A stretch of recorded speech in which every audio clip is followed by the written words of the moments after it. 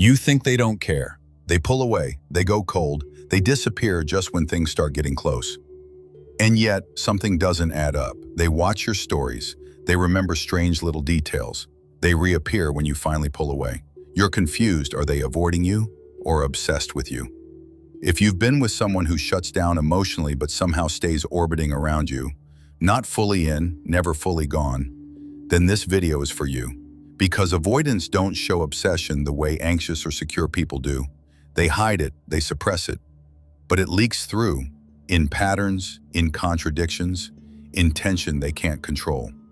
Today, we're cutting through the noise. No fantasy, no over-romanticizing. Just 5 real, psychologically grounded signs that someone with an avoidant attachment style might be secretly obsessed with you, even if they don't admit it, not even to themselves. Let's start with the most misunderstood one. Sign number 1, they monitor you from a distance, constantly. Avoidants fear closeness. That's what most people understand. What they miss is this.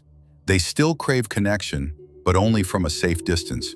So instead of reaching out directly, they watch you. They'll view your stories, every single one, without replying. They'll like your posts after days of silence. They'll ask mutual friends how you're doing, but pretend they don't care. They'll reappear online the moment you stop checking in. This isn't a coincidence, it's control, it's obsession with boundaries. They want to feel close to you without the vulnerability of actual connection. It's digital proximity without emotional exposure.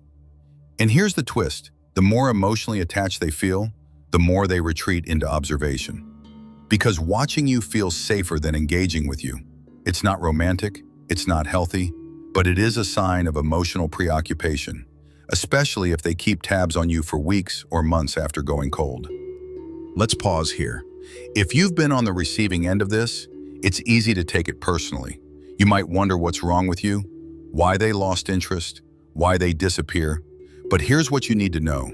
Their avoidance is not about your worth, it's about their capacity. They've learned to manage intimacy through distance. And that means even their obsession won't look like love. It will look like silence that watches, presence that doesn't touch, longing that never admits itself. This is emotional limbo, and you deserve clarity. Let's keep going.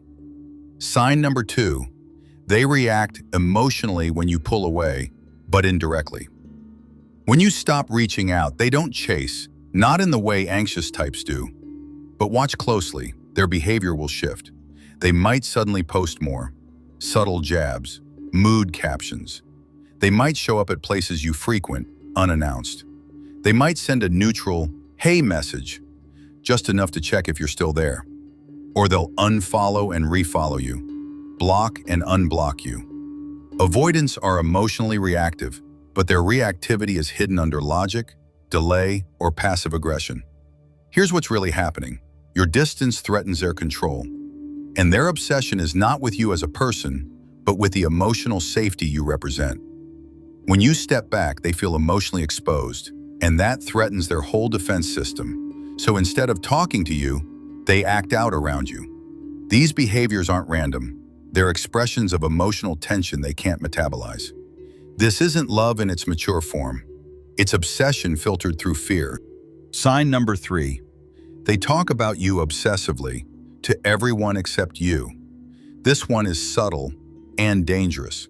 Avoidants often struggle to express feelings directly, but when someone is under their skin, they find ways to process the emotion externally. They might bring your name up repeatedly in conversations. They ask mutuals what you're doing, who you're with. They'll even complain about you, not to move on, but to stay emotionally engaged. Or they might suddenly copy your interests, your language, even your lifestyle. This is covert obsession. It's not about letting you go. It's about keeping you alive in their world without confronting the vulnerability that intimacy requires. They may not message you, but you are on their mind, loudly. And they're trying to regulate their emotions through triangulation, involving others to dilute the intensity they feel for you. This creates drama, confusion, mixed signals. But at the core is one fact. They can't stop thinking about you. They just don't know how to be with you. Sign number 4, emotional outbursts that don't match the situation. This one catches people off guard because avoidants are usually emotionally restrained, even distant. But when they're secretly obsessed, their internal pressure builds over time.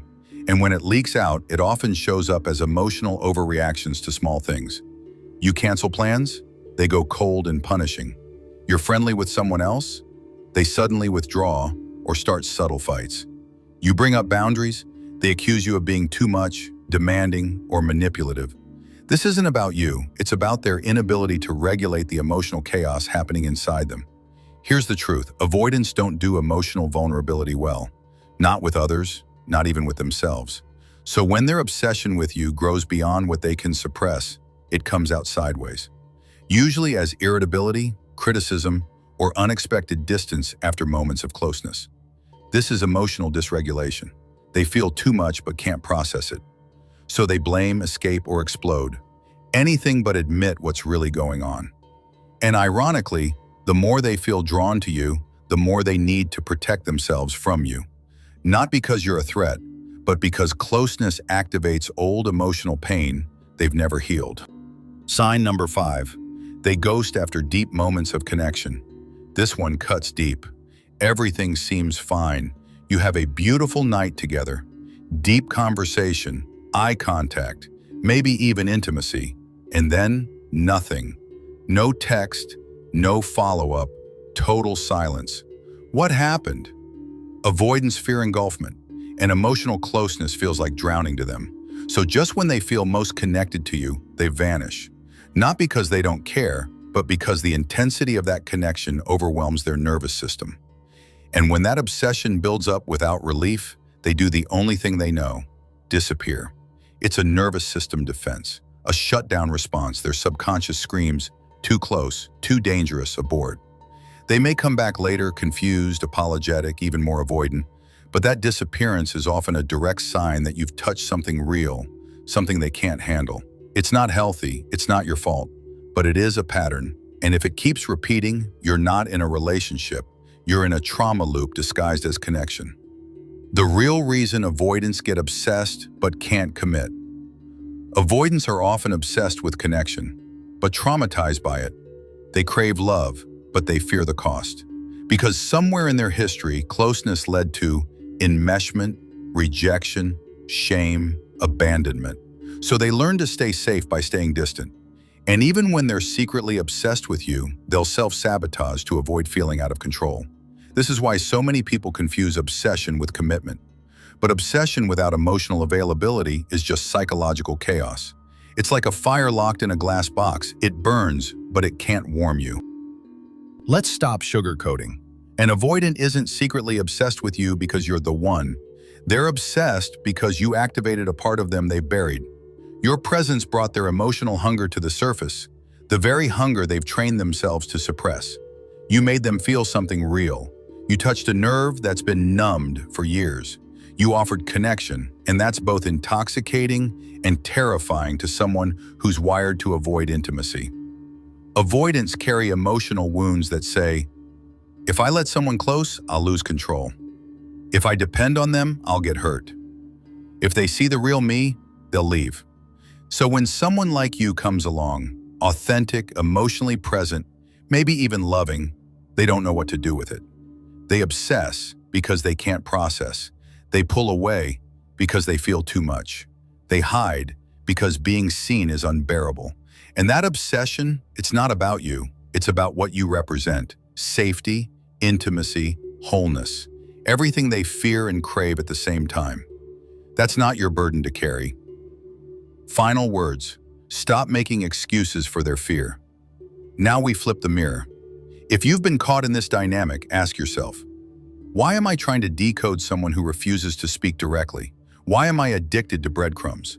What part of me confuses emotional chaos with love? Because here's the truth no one tells you. Someone being secretly obsessed with you is not the same as someone loving you openly. Obsession without courage is not love. Attraction without consistency is not commitment. Emotional intensity without safety is just trauma bonding. You deserve more than being someone's emotional drug. You deserve clarity, respect, presence. Here's what healthy love looks like. You don't have to guess. You don't have to decode patterns. You don't have to chase or shrink to keep them around.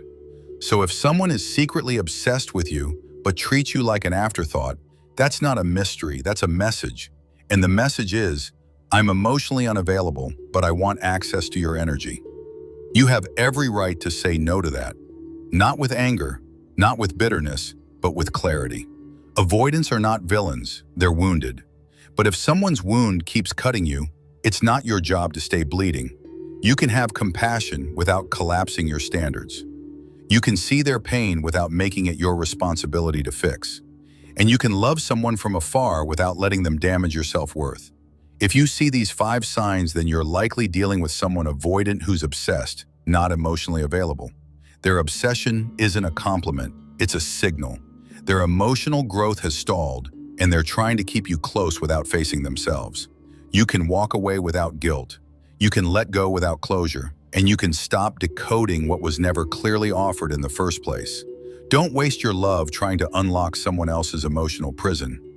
If they're obsessed but unavailable, that's not intimacy, that's captivity, and you were never meant to live in a cage.